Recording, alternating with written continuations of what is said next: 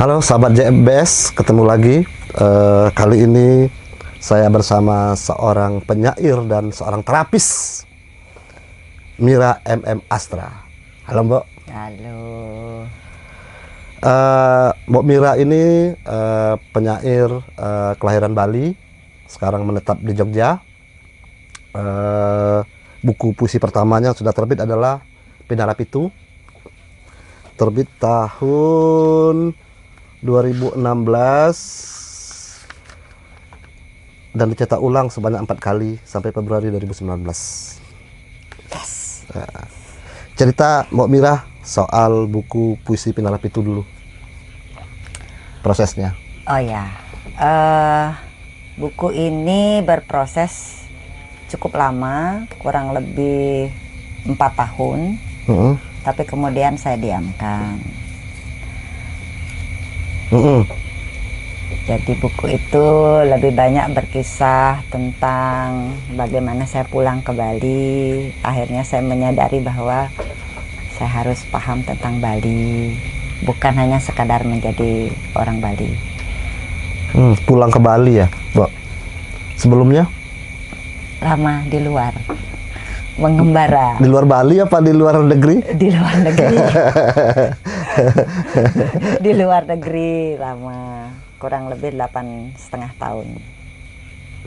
Kerja apa kuliah, Mbok? Kuliah. Oh, kuliah. Di Ceko? Kurang lebih. Oke. Nah, di Pinara Pitu ada nggak puisi-puisi tentang Ceko? Ada. Berarti selain Bali juga ada Ceko di dalam puisi ini? Ada Bali, ada Ceko, ada Manado. Oh, Manado juga. Merantau juga? Mama dari Manado. Oh, Mama. Manado. Manado. Saya blasteran Nusantara. Bali, Manado.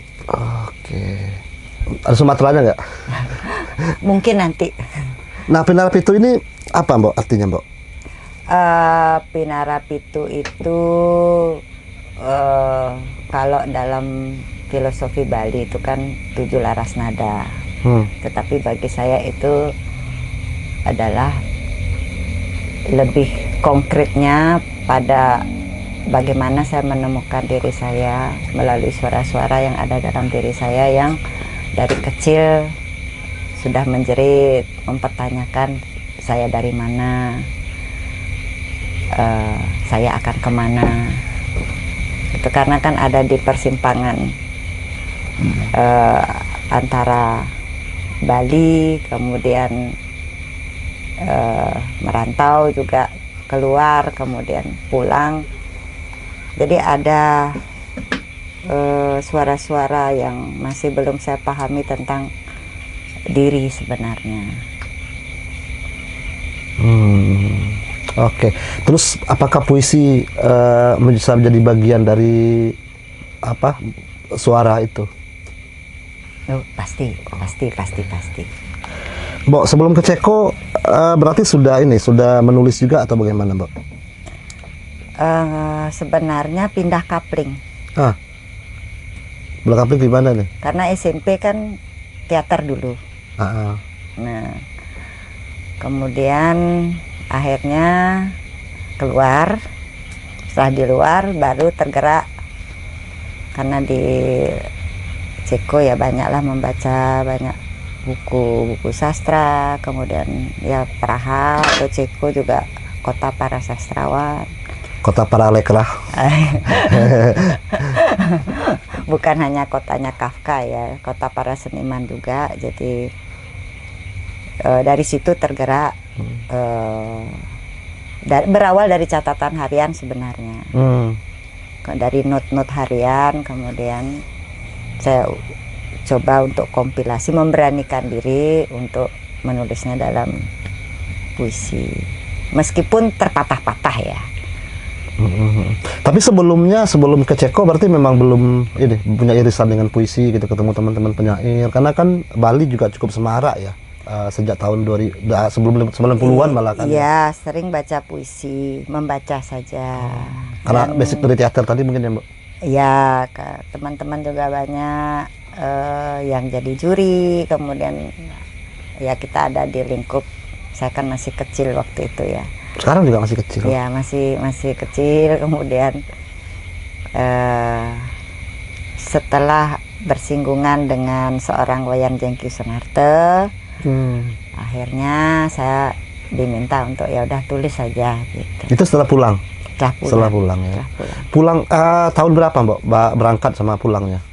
Berangkat tahun 2000, pulang tahun 2008 lewat. Oh, lulus SMA berarti ya? Enggak, saya lulus SMA 96. Oh, Kerja dulu 4 tahun. 4 tahun baru. Nah, selama 4 tahun ini ada nggak persinggungan dengan teman-teman? Enggak ada, karena dunianya berbeda. Kerjanya 2 tahun pertama di travel, setelah tamat SMA, kemudian 2 tahun lagi di hotel. Nggak ada sama sekali, nggak kenal Jengki, nggak kenal Umbu, nggak kenal siapa-siapa. Nggak baca Bali Pos ya? Oke. Bacanya dulu ada majalah travel lah. Oh. Berarti baru pulang ke Bali setelah 2008, baru mulai beraktivitas di. Nah, siapa orang pertama yang dikenal, Bu? Tentu saja Wayan Jengki Sunarta dan Warih Wisatsana. Gimana ceritanya, Bu? Saya kenal sebelumnya, apa kenal di media sosial? Jengki itu kakak kelas SMA. Saya kelas 1, dia kelas 3. Ira juga adik kelasnya kan? Adik kelas di SMP. Tapi di SMP, kami rentangnya cukup jauh. Itu kalau sama Jengki lumayan dekat. Oh, sudah kenal sebelumnya? Dari sebelum Jengki punya nama penyair Wayan Jengki Sunarta. Oh, masih Wayan Sunarta ya? Oh, bukan. Masih Nana Esnarta waktu itu. Siapa? Nana Esnarta. Nana Esnarta. Dan saya masih simpan satu puisi dari Jengki yang masih ditulis di kertas. Nana Esnarta. Tahun 95 itu. Oh. Tapi baru intens dengan Jengki setelah pulang dari Ceko. Karena bingung mau ngapain. Kalau Wari berarti temannya Jengki. Satu kumpulan. Apa nama ininya, Mbak, komunitasnya? Ada komunitas, main ke rumahnya Jengki gitu, pinjam buku, ngobrol-ngobrol gitu. Terus ya Jengki lah kompor gasnya ya, kompor dan gas gitu. Udah tulislah gitu. Tapi kan juga paling tidak kan nggak bisa, orang kan nggak bisa menulis langsung tiba-tiba nulis puisi gitu, Mbak. Maksudnya kan ada proses juga. Nah, apa yang memotivasi kayak Jengki dan kawan-kawan yang lain untuk ayo nulis gitu? Berarti kan ada sesuatu juga. Triggernya sebenarnya sewaktu saya dihadapkan pada situasi di tahun 2008 itu untuk kembali ke rumah asal yang selama ini belum pernah saya kenal, yaitu Klungkung. Karena kan saya diadopsi dari kecil di Denpasar. Nah, bentar, ini di 2008 baru ketemu keluarga asli.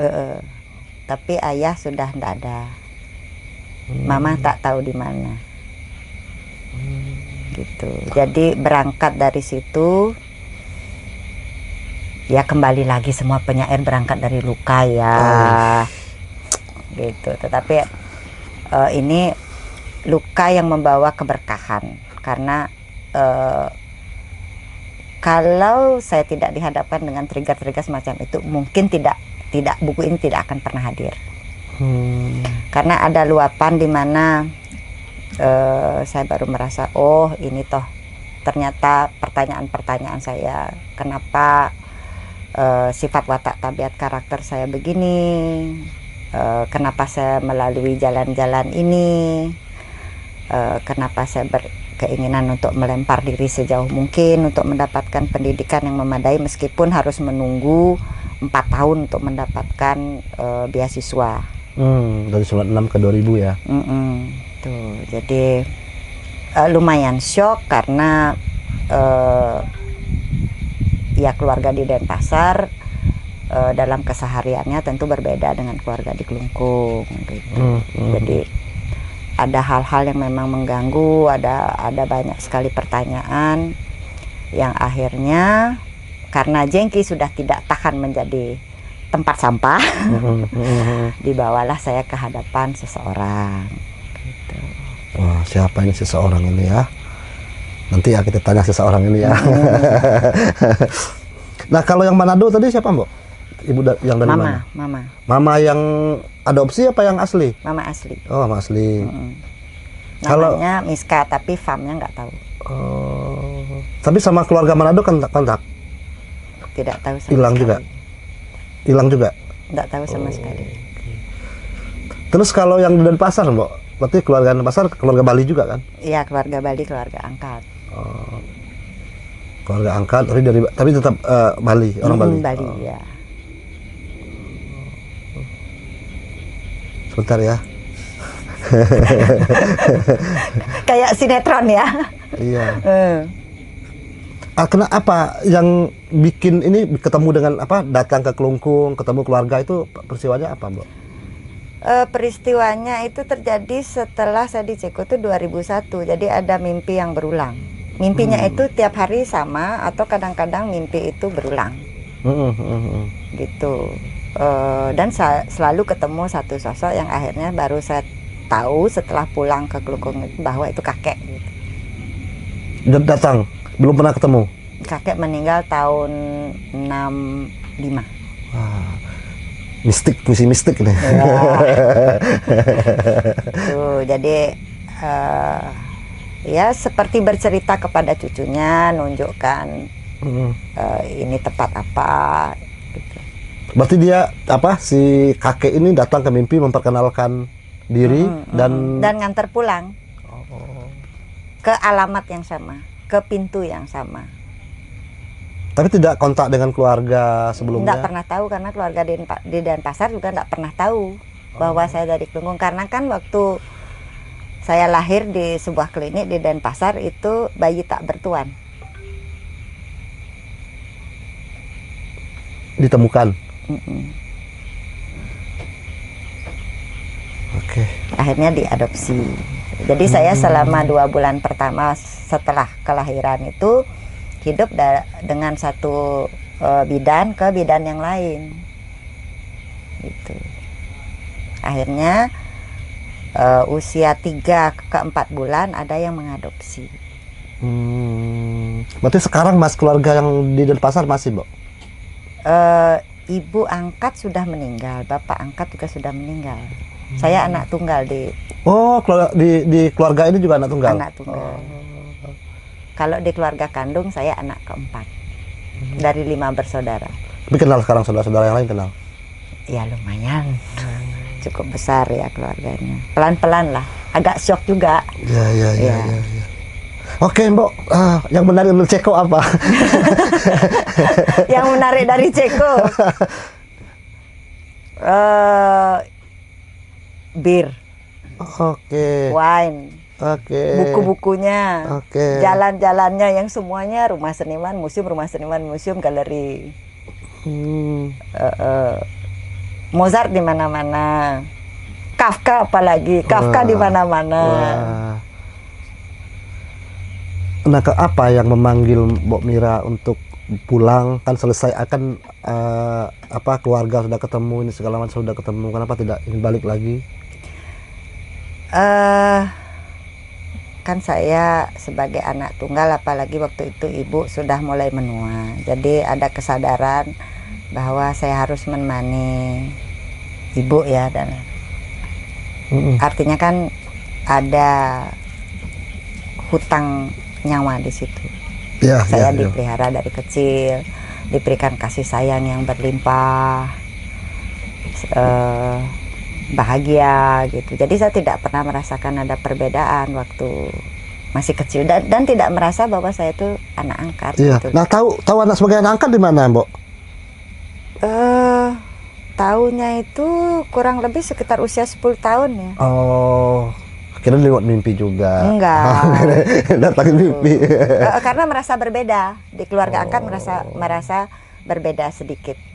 Karena di antara keluarga semua kan mereka pebisnis. Nah, sementara saya kan agak nyeleneh, suka teater, gitu, suka baca buku. Sementara yang lainnya olahraga, basket, gitu. Sepupu berarti ya. Oh, ini keluarga besar juga ya Mbak ya. Tapi di keluarga ini bapak ibu tidak punya anak lagi gitu, cuma satu aja.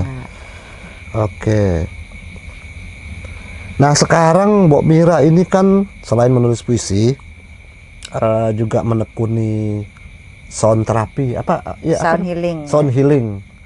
Nah cerita dong Mbok, itu bagaimana ketemunya, terus bagaimana metodenya? Nah ketemunya itu ini rame loh di sini. Karena ada beberapa teman yang punya mangkok lucu itu. Di sini, di Bali? Di Bali. Oke. Kemudian saya tanya di mana belinya, kursusnya di mana gitu. Karena saya lebih tertarik dengan hal-hal. Sebelumnya belum untuk terapi, bukan sound healing. Sebenarnya enggak. Memang sih kami kalau keluarga di Klungkung kan memang keluarga healer ya. Turun temurun ya. Apa itu? Penyembuh kayak kalau di Bali itu ya tabib gitu. Keluarga ini keluarga yang asli nih ya, yang Klungkung ya? Iya, keluarga kandung. Iya. Gitu. Cuman kan saya yang merasa baru datang dari luar ya merasa gengsi. Bule. Dikasih yang tradisional ya. Iya, merasa gengsi. Dan harus berpikir ulang ya. Cakep-cakep kok jadi dukun gitu kan. Anak filsafat lagi. Iya gitu, jadi mikir dulu gitu kan. Sementara memang talentnya sudah ada, bakatnya sudah ada gitu. Tapi kan butuh waktu yang cukup lama untuk meyakinkan diri, meskipun sudah diupacarai oleh keluarga secara Hindu untuk menapak ke jalan itu. Oh, ya. Yang ini ya. Oh, ada ininya ya berarti ya, ada prosesinya ya. Ada gitu. Tetapi kan ya kok jauh-jauh belajar kok ya dukun ya, pengen lebih keren lah dikit kan ya. Gitu.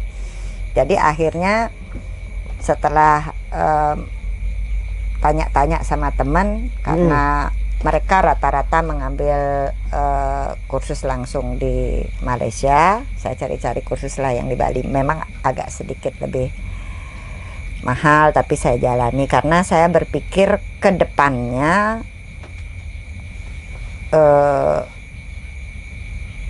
kita akan lebih banyak membutuhkan ini. Banyak orang stres, banyak seniman stagnan mungkin ya. Kenapa memilih itu Mbok? Kan biasanya kayak di Bali kan ada yoga apa segala macam. Kenapa Mbok Mira malah dengan mangkok ini? Satu karena bunyinya. Bunyinya itu berbeda-beda. Kemudian kedua gagah aja gitu bawa mangkok kemana-mana kan.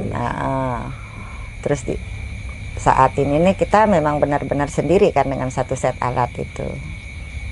Itu alat khusus Mbak? Iya. Nggak bisa pakai apa? Mangkok. Sejenis ya, mangkok sejenis. Nggak bisa. Mangkok mie ayam.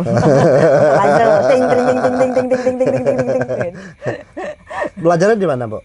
Belajarnya di Ubud waktu itu. Kebetulan saya cukup beruntung mendapatkan guru yang sepasang suami istri yang menghabiskan banyak waktunya lalu lalang langsung di dua kota di mana singing bowl ini dilahirkan, karena yang pembuat singing bowl ini kan memang dari garis keluarga yang turun menurun juga gitu. Dari mana itu Mbak? Dari Nepal. Singing bowl Iya, Nepal dari ya? Nepal ya. Itu memang di sana juga dipakai sebagai pengobatan? Iya, sudah normal gitu. Kayak ini kamu perlu di singing bowl nih. Ya banyak ada manfaatnya juga. Selain untuk relaksasi, ternyata bisa juga untuk alternatif ke depan. Bahkan sekarang itu rumah sakit atau klinik sudah banyak mulai menggunakan metode sound healing ya. Gitu. Sound healing ini yang alatnya atau itu jenis ini Mbak, pengobatan dengan suara gitu?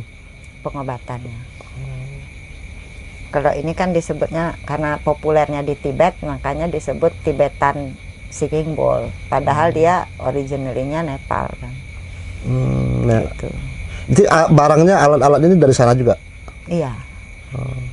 Nitip belinya. Bisa nggak, Mbok? Bisa setelah di Stone Healing kita bisa nulis puisi bagus? Oh bisa, bisa. bisa. Karena kan sound healing itu tidak hanya untuk relaksasi ya, bisa untuk detoksifikasi, gitu. Bisa juga untuk trauma, depresi, grief, rasa kehilangan yang berkepanjangan akan sesuatu, mungkin pekerjaan, pasangan, anak, atau apa saja yang dikasihi gitu kan, kehilangan rumah misalnya gitu, atau kehilangan apa yang paling diminati, umpamanya kehilangan seperti itu. Bisa juga untuk guidance sebagai penentu pilihan. Oke, ada IG-nya apa, Mbok? IG-nya, Mbok? Suara CD Jogja. Tuh, Suara CD. Suara CD Jogja. Iya. Silahkan dicek ya. Kalau mau terapi menulis puisi nanti bisa. Berapa lama, Mbok, belajarnya? Katanya ada sertifikat juga. Iya, ada sertifikasinya. Yang saat ini saya pegang itu yang untuk 300 jam. 300, sudah lewat 300 jam atau? Sertifikasinya kan ada yang 50 jam, kemudian sertifikasi lanjutannya 300 jam. Nah itu gimana tuh, Mbok? Apa itu? 300 jam itu maksudnya? Jadi itu dihitungnya, kalau yang 50 jam itu kita kursusnya continue. Oh, selama 50 jam? Iya. Kemudian kalau yang 300 jam itu dikombin antara kita kursus dengan jam terbang. Oh, berarti juga praktek. Iya. Iya. Kalau butuh ini, Mbok, butuh apa sih namanya? Pasien. Pasien ya, boleh lah dicoba. boleh. Ada banyak nih yang mau nih, Mbok. Mingguan. Biar tidur semua nih kita.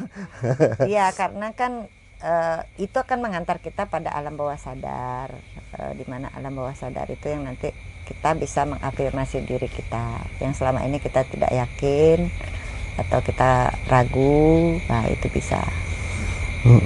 Mulai belajarnya kapan, Mbok? Mulai belajarnya sih waktu akhir-akhir pandemi ya, 2022 ya. 2022 sampai 2000 kemarin sertifikat 2024 pertengahan di Bali. Nah, kenapa memilih di Jogja prakteknya? Apa di Jogja ini sakit-sakit semua nih kita nih? Karena di Jogja ini menjadi sesuatu yang baru dan belum banyak orang mengenal metode penyembuhan ini. Dan mudah-mudahan saja ini bisa menjadi bermanfaat untuk banyak orang. Karena kalau di Bali kan udah banyak. Oke. Kalau di sini belum ada. Oh, kira diutus juga, Mbok. Oh, Mira, kamu ke Jogja, tugas di Jogja. Di Jogja banyak yang membutuhkan, enggak ya? Enggak, karena kita kan harus selalu terbuka pada peluang dan kesempatan. Gitu. Sama saya dulu waktu mau nulis buku puisi harus ke Jogja juga. Ada apa dengan Jogja? Oh, ada apa dengan Jogja? Karena Jogja sangat-sangat istimewa. Karena ada satu orang katanya. Oh iya. Ada banyak teman-teman yang saya kenal juga di sini. Gitu. Dan nyaman aja kalau di Jogja. Pidarap itu juga berarti selesai prosesnya di Jogja juga ya, Mbok ya? Iya. Ketemu. Ini kan yang penyunting apa? Ira ya? Iya. Penyunting ngomong Ira. Nah, ketemu di Bali dia Ira, tapi prosesnya di Jogja berarti. Iya. Sebelumnya juga nulis novel di Jogja juga kan? Iya. Sudah selesai novelnya? Belum. Oh, Belum. Nah, sekarang buku yang akan terbit ini juga prosesnya di Jogja lagi nih? Harus di Jogja. Oke. Ini yang bikin penasaran ini, kenapa di Jogja gitu? Ada panggilan apa ini? Kalau Jogja kan skalanya lebih besar. Skalanya lebih besar. Kalau di Bali kan ya itu aja gitu. Di Jogja sebenarnya kita ketemu kita juga sih yang ketemu. Iya, tetapi kan lebih beragam. Ada mahasiswa, ada halayak umum gitu. Jadi lebih open space ya. Lebih bisa kemana-mana buku ini gitu loh. Tidak hanya antar teman seniman atau buku ini bisa sampai. Jadi buku yang akan terbit ini buku apa, Mbak? Puisi lagi? Oh, buku kisah cinta dan lain-lain yang belum pernah dibicarakan. Kisah cinta? Oh iya. Kisah cinta di Bali atau di Ceko? Nggak pernah di Bali lah kok. Aduh, di Jogja? Hampir. Oh, aduh. Mulai disebut inisialnya? Bahaya ini. Bahaya ini, Sukma. Tapi puisi ini tentang Ceko ditulis di... Entar dulu, kasih napas dulu ya. Iya. Kasih napas dulu, kasih napas dulu. Oh iya, kasih napas dulu, kasih napas dulu. Jangan terlalu menggebu-gebu Pak Koto ya. Nanti saya share. Ya, saya takut nanti ada yang nggak privasi. Golden Age, sebentar lagi kan, 2,5 tahun lagi akan Golden Age. Jadi biarlah itu menjadi pelajaran untuk diri saya juga, bagi siapapun yang bersentuhan mungkin dan berkenan membaca karya-karya saya yang sangat-sangat sederhana ini. Tapi berbeda berarti dengan Pinara Pitu berarti ya, Mbak? Oh, berbeda. Kalau itu kan lahir dari sakit. Sakit karena? Sakitnya tuh di sini. Ya karena kan timbul tertrigger dari rasa syok karena kembali lagi saya diadopsi, diangkat itu di keluarga biasa, tetapi cukup syok untuk masuk melangkah ke keluarga besar yang ya lingkungan Ida Ayu, ya Puri lah gitu. Apa namanya, apa betulnya, Mbak? Kalau nama depan itu kalau di Puri? Ya karena saya datang ini jadi tidak dapat gelar ini, jadi saya pakai ininya Astra. Oh, Astra ini nama atau gelar ini di? Ya Astra ya. Oh begitu. Senjata. Nama senjata. Nah, bukan punya pabrik greng gitu. Iya, ya. bukan motor ya. Enggak. Tapi keren aja gitu. Selain Mira MM Astra, kayaknya Mira punya nama pena yang lain kayaknya ya. Iya ada. Tapi ini paten ya nama. Ya kalau yang itu awalnya untuk mengasah saya menulis isi, renungan dan lain sebagainya. Tetapi ternyata saya lebih dekat dengan puisi. Oke. Di Bali dulu tinggal sama siapa, Mbak? Sama ibu, almarhum ibu angkat. Sampai ibu ndak ada. Tahun berapa, Mbak? 2014. Jadi 2014 itu pukulan telak. Saya di akhir tahun 2013 kehilangan nenek di Kelungkung, kemudian menyusul 3 bulan kemudian di bulan Maret pas bulan purnama kehilangan ibu angkat. Jaraknya dekat ya, Mbak ya, dari dua keluarga ya. Jadi ada 2 wanita kuat dalam hidup saya, meskipun saya tidak kenal nenek itu cukup lama gitu, tetapi apa yang beliau amanatkan itu ya saya usahakan jalani sampai sekarang. Berarti puisi-puisi baru nanti yang akan rencana diterbitkan ini tidak lagi bicara soal Bali dan oh tidak, itu tentang hati saya. Puisi-puisi romantis ini ya. Oh iya. Katanya juga ada puisi-puisi tentang minuman, Mbak. Iya, karena kan kita tahu apalah Cikutan Fabir ya. Uis. Apalah Cikutan Fabir ya. Gitu. wine juga karena penghasil Mm-mm. wine. Kemudian ada juga beberapa minuman tradisional gitu, seperti Slivovitze gitu. Jadi saya dari minuman-minuman itu belajar banyak hal tentang bagaimana mereka menjaga tradisi, dari tradisi ke industri, yang akhirnya juga membantu perekonomian sebuah negara. Gitu. Jadi Nah, tidak gitu. semata-mata itu hanya untuk kesenangan ya. Iya, kita problem ya, rokoknya problem kita nih Mbak. Iya, tuh kemudian baru di Ceko saya mulai sadar gitu, mulai agak sedikit bangkit rasa nasionalisme itu jujur. Apa pemantiknya? Ya karena arak Bali ini harusnya dikemas dengan lebih oke nih, gitu, otentik gitu. enggak. Arak api. Jadi ada dua jenis minuman yang oke nih gitu. Ini baru sadar bahwa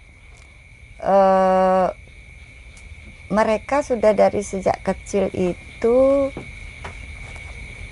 menyadari bahwa apa yang terjadi dalam negara mereka itu bukan untuk romantisme lagi ya, tetapi itu menjadi sebuah platform untuk mereka bagaimana untuk mengembangkan ekonomi, stabilitas politik juga gitu.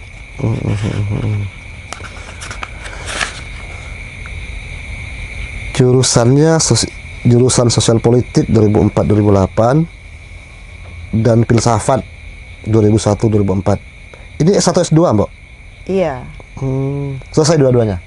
Selesai. Dengan terengah-engah. Iya.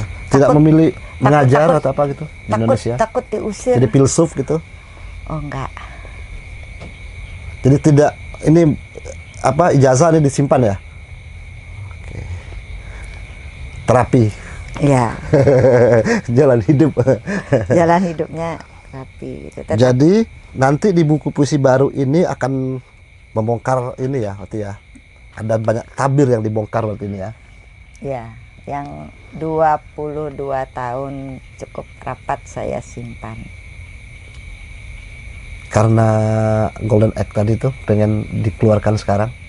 Golden Egg. Okay. Golden Egg, Golden Age yang menanti gitu. Saya tuh tipe yang menantikan umur 50. Ingin menyongsongnya sesegera mungkin. Sebentar lagi. 2,5 tahun lagi nyusul Jengki. Oh, Jengki sudah duluan ya? Senior ya? Iya. Kalau ini Mbok, teman-teman Sasak di Bali kan ini Mbok Mira baru tahun ini ya pindah ke Jogja ya? Berarti 2017 sudah pernah nyoba tinggal selama kurang lebih 4,5 bulan. Terus apa yang bikin balik lagi ke Bali? Karena waktu itu anak masih belum cukup usia untuk ditinggal. Kalau sekarang kan. Kenapa nggak diajak? Karena waktu itu kami berdua sama-sama shock dengan adaptasi untuk masuk ke lingkungan keluarga yang di Kelungkung waktu itu. Kalau sekarang jauh lebih siap? Sekarang kami berdua jauh lebih siap. Karena? Anak sudah kuliah. Sudah ditinggal di Bali sekarang sendiri ya? Latihan mandiri lah. Biar jadi perempuan yang lebih kuat nantinya dia. Menjadi penyair juga Mbak? Oh tentu saja tidak. Tetapi pasti akan membeli buku puisi. Ya, menjadi penikmat puisi. Karena kan dia sudah dari kecil, dari umur 4 tahun sudah diajak untuk penjurian, lihat lomba, kemudian datang ke berbagai acara baik sastra, seni rupa maupun musik gitu. Kalau di Bali terlibat di komunitas apa aja dulu Mbak? Terlibat selain Jengki ya, personal dengan Jengki dan Wari tadi, ada kelompok-kelompok apa gitu yang bikin acara apa segala macam gitu? Ya sempat beberapa saat di Jati Jagat Kampung Puisi. Oh, iya. Hadir-hadirlah di Jati Jagat Kampung Puisi. Ini teman-teman kalau di Bali ini kumpul-kumpul bareng juga nggak sih, Mbak? Ya kalau ada event. Oh, momennya ada event, ya? Kalau enggak ya buat acara aja sendiri gitu. Ngumpul lah ya paling sering rumahnya Jengki lah. Ini rumahnya Jengki. Aduh, namanya Jengki sudah terlalu banyak kita sebut ya di podcast ini ya. Iya. Jengki ini memang harus disebut. Jengki milik banyak orang. Kalau Umbu, Mbak, terakhir kan juga Mbak Mira cukup ini ya, dengan Umbu sebagai anaknya, bisa dicerita, Mbak, bagaimana sosok Umbu? Ya, kalau di mata banyak orang mungkin Bapak ya seperti sebutannya Presiden Malioboro. Mbak Mira manggilnya Bapak ya, Umbu ya? Bukan Bapak. Bung ya? Enggak. Bapak. Kan jadi anaknya. Kenalnya dari kapan, Mbak? 2008. Karena Jengki seseorang tadi ini ya? Seseorang tadi okay. ya, seseorang tadi. Jadi karena Jengki lelah, akhirnya dikenalkanlah, dibawalah waktu itu hari Sabtu. Oh, ingat ya, hari Sabtu tahun 2008. Kemudian baru karya itu dimuat pertama kali di Bali Pos itu tanggal 9 bulan 9 2009 dan dikasih nama Mira MM Astra. Sebelumnya mengirim bukan pakai nama ini? Ya, nama KTP. Umbu ini memang suka-suka ngasih nama orang ya. Itu paten jadinya ya, sebagai penyair ya. Ya. Wah, cari tanggal bagusnya ya, tanggal cantik itu. 999. Pas itu, masih saya simpan itu korannya. Itu sudah intens dengan Umbu? Iya.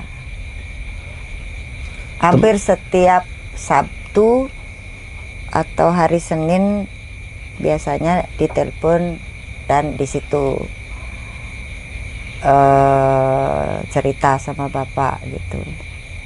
Karena masih ada rasa belum bisa menerima ya untuk pulang ke Klungkung, kejadiannya begitu banyak, terlalu cepat, membingungkan gitu kan.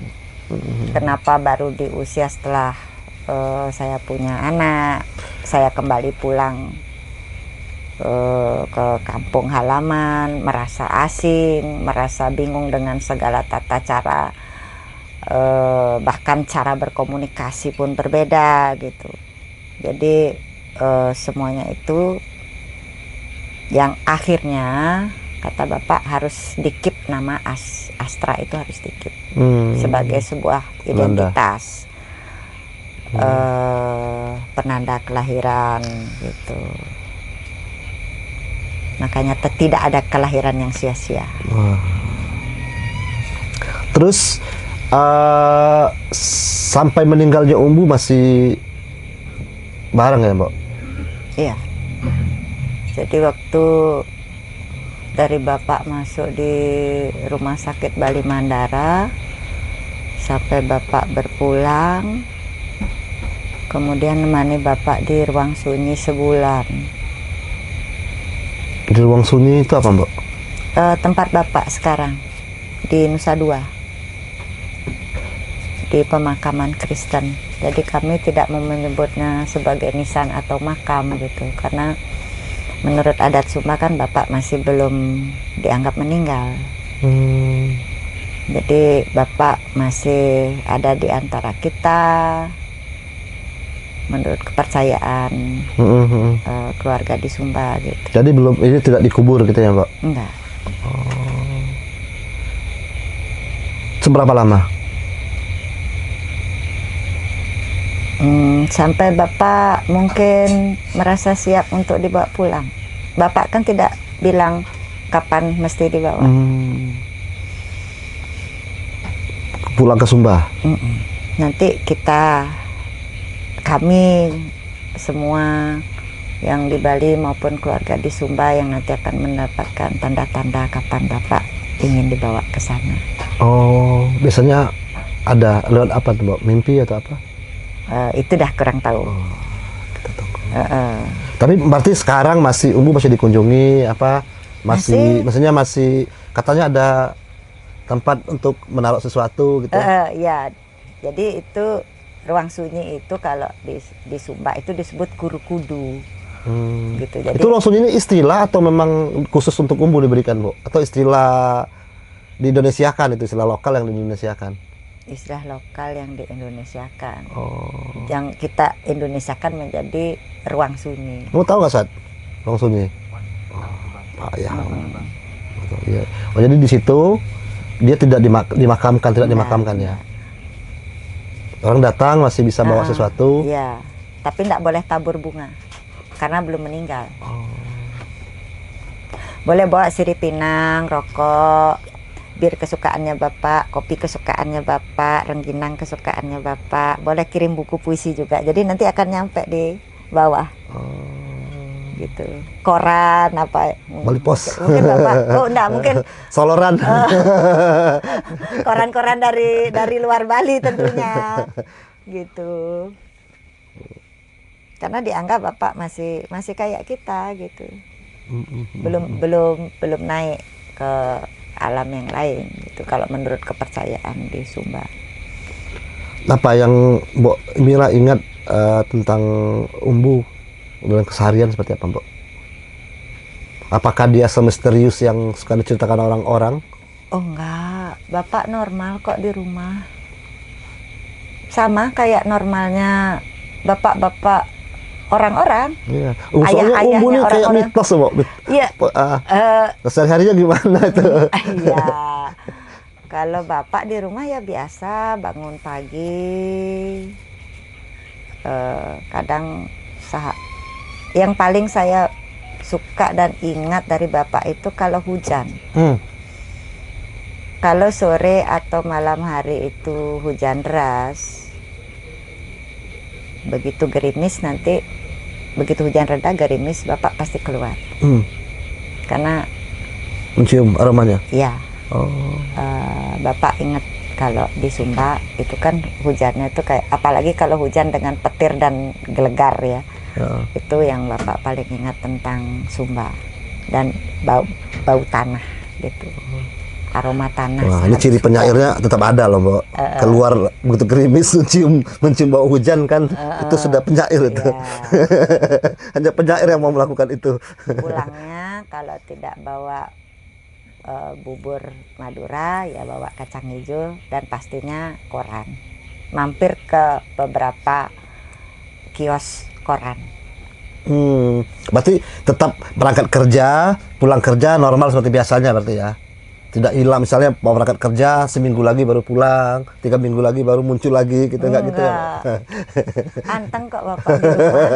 Anteng ya? Mandi kayak bapak-bapak pada umumnya, pakai sarung, baca koran, ngobrol, ngopi, merokok kan? ngerokok, ngopi. Ngopinya nggak kayak kita, jadi gelasnya kan lumayan besar gelas kopinya. Nah, soal barang-barang yang tidak boleh itu, Mbok, misalnya kayak tulisan-tulisannya Umbu nggak boleh, ada yang dia tahu, ada yang apa habis bongkar atau apa gitu, itu benar, Mbok? Iya, jadi kalau saya biasanya janjian sama Bapak kapan mau ngepel kan, ngepel nyapu. Nanti pintu kan akan dibuka, Bapak pasti keluar, duduk di meja makan gitu. Jadi nanti kalau kita mau ngelap sesuatu ya diangkat, lap gitu. Oh, dia ngangkat sendiri? Enggak, Bapak duduk. Iya, diangkatin. Bapak duduk sambil ngetuk kursi gini nunggu kita selesai. Gitu. Tapi yang paling repot itu ya memang menjauhkan Bapak dari koran. Pasca 2014 Bapak masuk rumah sakit itu, menjauhkan Bapak dari koran itu sebuah tantangan. Sakit yang pertama ya? Iya. Karena kan tinta dan debu-debu koran itu yang sangat dicintainya dengan hakiki itu. Sama Bapak biasa masak sayur. Bisa masak juga? Ngerebus sayur. Kira cuma begini, langsung matang. Atau dibacain puisi gitu. Paling kalau ingin ayamnya makan, matang. Ya kalau ingin makan makanan tertentu biasanya ada Mas Nuriana Asmaudi. Oh ya, Mas Nur ya. Mas Nur. Kesayangan kita ini Mas Nur ini. Kemudian ya beberapa dari teman-teman juga bawa sayur. Suka kumpul-kumpul juga berarti Mbak? Atau Umbu orang yang ini sampai pulang capek masuk kamar udah nggak keluar-keluar lagi? Enggak, jadi Nongkrong juga? Bapak akan diam di meja makan atau Bapak akan duduk, kita yang didengar rame bicara. Kalau diam aja? Bapak diam, itu biasa. Gitu. Setelah lelah baru masuk kamar. TV-nya kenceng. Oh, nyalain TV? Nonton bola pasti. Oh iya, penggemar bola. Saya kan nggak ngerti bola. Iya, penggemar bola. Soalnya Bali Pos kan juga penuh dengan bola kan. Tuh. Terus ini Mbak, Umbu juga kan baru meninggal kan, baru bukunya dikumpulkan ya. Apa karya-karya dikumpulkan jadi buku ya. Ada nggak sih secara langsung atau tidak Umbu terkait soal tidak mau mengumpulkan karya ini? Sedari awal Bapak kan sudah menyampaikan bahwa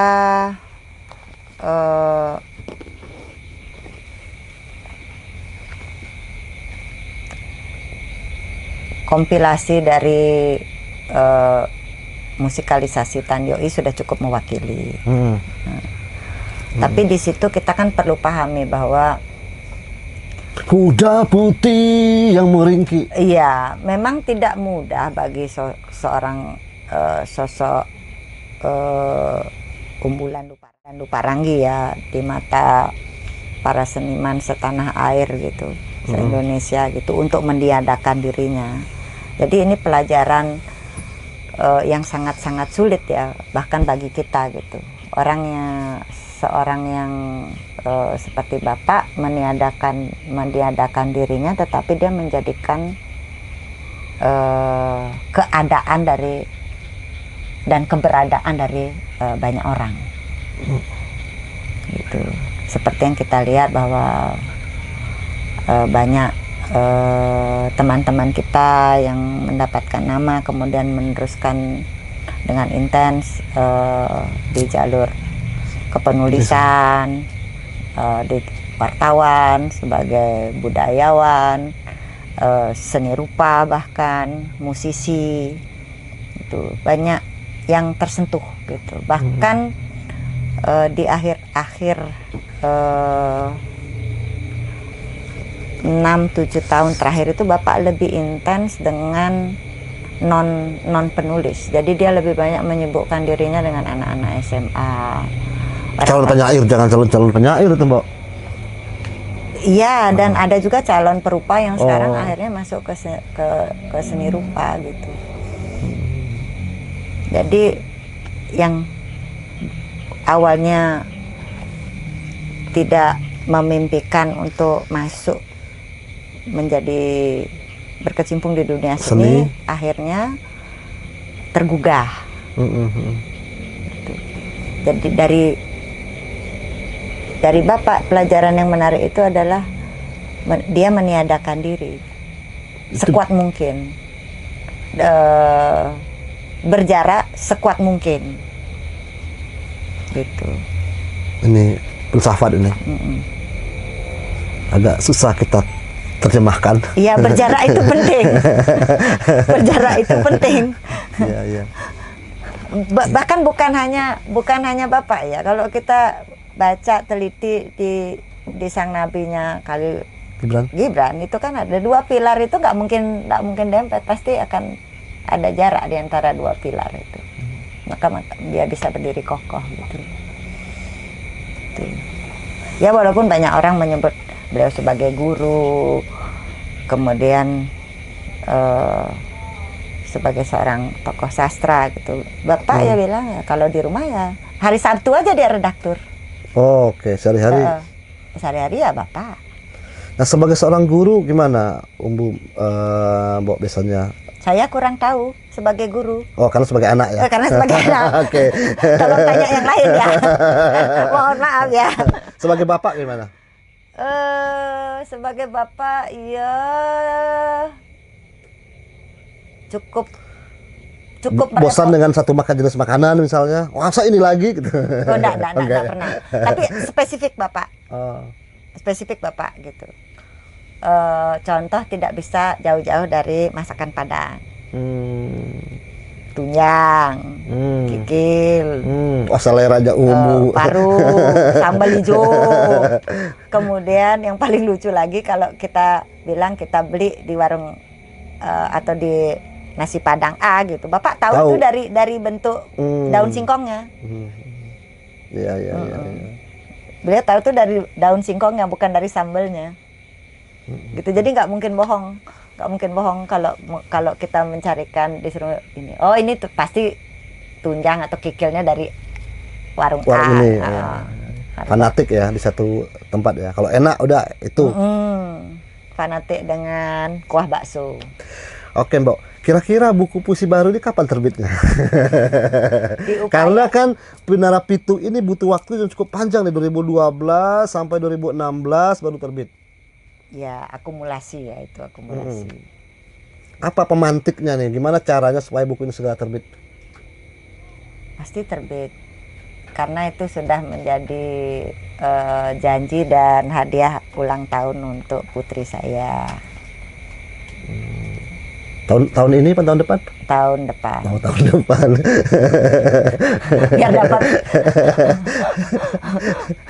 biar dapat ruang gitu kan. Kita nunggu ya, ini kan sebentar lagi. Ya bersabarlah sedikit lagi gitu. Lebih baik di awal tahun gitu. Iya. Jadi lengkap sudah, itu menjadi rentang jarak kurang lebih 22 tahun. Umbu pernah komentar nggak masalah Pinara Pitu? Enggak pernah mau dikomentari. Tapi baca kan? Kemungkinan. Karena waktu buku ini terbit saya taruh di atas meja, bukunya hilang. Oke, berarti dibaca. Kemudian ada yang menulis tentang buku ini di Tribun Bali. Terus Bapak pergi pagi-pagi waktu itu. Pulangnya itu udah ada tumpuan kopiannya ada 3. Satu katanya untuk dikliping, pasang di dinding. Oh, disuruh tempel. Satu lagi taruh di map. Oh, gitu. Untuk CV. Ya, satu lagi untuk dilihat-liatin ke teman gitu. Jadi nggak pernah ada pujian gitu. Tapi Umbu memang tipenya begitu ya Mbak? Misalnya untuk ini dia nggak komentar langsung gitu? Enggak, kata Bapak yang dimuat itu justru yang jelek, biar tahu puisi kita jelek itu biar ditahuin banyak orang gitu. Beruntung lah. Kalau yang bagus-bagus itu ada di map-mapnya. Oh, malah dibawa-bawa kemana-mana ya? Bukan dibawa kemana-mana, Bapak itu kayak punya raport. Oh. Setelah Bapak ndak ada, baru saya lebih banyak tahu. Waktu Bapak sakit kan kita ngangkut barang dari kediaman lama ke rumah saya. Berarti banyak dokumen-dokumen apa kertas-kertas gitu ya, Mbak? Oh, banyak sekali. Sekarang bahkan itu di mana, puisi Mbak? Anda. Itu di mana? Oh, itu bagus-bagus tuh. Iya. Kalau sekarang semuanya itu sudah diangkut, dibawa ke calon rumah Bapak yang baru, yaitu rumah sunyi, nanti akan ada di Tambolaka di Sumba. Apa mau jadi bikin perpustakaan atau apa, Mbak? Bapak punya rumah rumah Sumba sendiri. Nah, nanti misalnya arsip-arsip ini apa yang Umbu kumpulkan ini apa mau dibikin kayak apa pusat dokumentasi atau iya, apa gitu? semacam pusat dokumentasi oleh putra putri beliau yang di Sumba.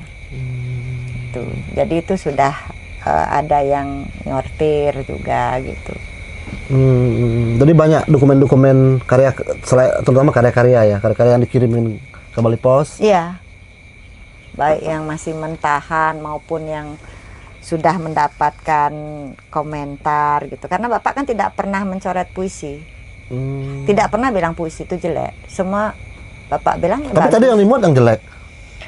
Yang dibuat di Bali Pos. Iya, agar kita tidak selalu berpatokan pada pujian. Dimuat ya. Iya, oh itu selamat langsung ya. gini tuh jalan tuh, si Langsung Dani tuh. diposting kan di medsos gitu kan. Nah, Si Bayu kalau dimuat tuh gitu tuh, Mbak. tuh, jadi Kipas-kipas kayak koran. Jadi nggak Mereka yang online saya nggak tahu rasanya, Mbok. Mereka yang dibuat di publikasi di media online kan nggak tahu mereka rasanya. Lo bayangkan, coba bayangkan, kami mengirim naskah ke media itu hari Senin. Tarung pertama kan hari Rebo. Oh, tarungannya hari Rabu. Tarung kedua itu hari Jumat. Oh, dia dulu 2 kali. Lo iya. Oh, Untuk muat empet-empetan di halaman itu kan. Ada siasat yang bagus nulis di Bali Pos. Prosa liris. Ya, puisi yang prosais, prosa yang puitis. Itu satu-satunya kayaknya ya koran yang mempertahankan itu ya. Hati-hati di 3 bait pertama. Boys. Baca Sumpah Pemuda sebanyak-banyaknya. Loh, kata Bapak Sumpah Pemuda itu puisi tersakti loh, milik Indonesia. Tidak ada puisi lebih sakti daripada Sumpah Pemuda. Sumpah Pemuda. Nah, itu buat pemuda-pemudi itu. Jadi sudah berapa puisi yang dikumpulkan ini, Mbok? Untuk tahun depan? Ya, untuk JBS. Oh, itu JBS deh. Oh, untuk JBS. Pasti saya Nanti dikurasi dulu. ya dikurasi dulu. Ini cocok, ini nggak cocok gitu ya. Gitu. Jadi mohon bersabar, mohon tidak mual dengan kisah cinta saya yang jauh itu. Ini memang kisah cinta nih, Mbak. Banyak puisi cinta atau puisi luka? Cinta. Bukan luka. Kadang-kadang cinta dan lukanya tipis loh, Mbak. Cinta atau luka? Cinta. Oke. Kita Baru tunggu menyadari ya. setelah Loh, setelah berjarak, setelah sekian lama kan, baru menyadari oh iya gitu. Cinta ternyata gitu. Oh, Bukan iya, luka gitu ya. bukan. Oh, tapi tadinya luka kan. Luka dan bisa aku bawa berlari Oh, maaf. sampai ke Bali. Enggak ya? Maaf. Itu Karel Anwar, Oh, itu iya. Jengki.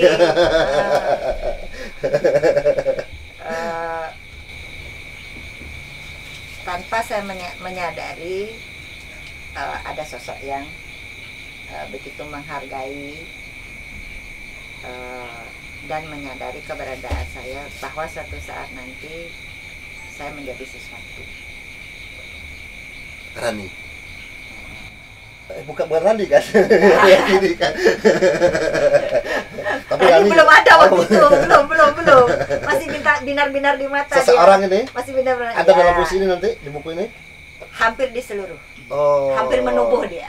Anda harus membeli buku ini sebanyak-banyaknya karena nama Anda ada di puisi ini. Ya, karena saya tidak bisa bersamanya, maka saya menjadikannya puisi. Jadi cinta atau luka? Sangat cinta. Oke, kita tunggu tahun depan. Terima kasih teman-teman. Terima kasih Mbak Pira. Saya selalu ditunggu terapi healingnya lagi nih. Terima kasih. Mau tahu Selamat ya. malam.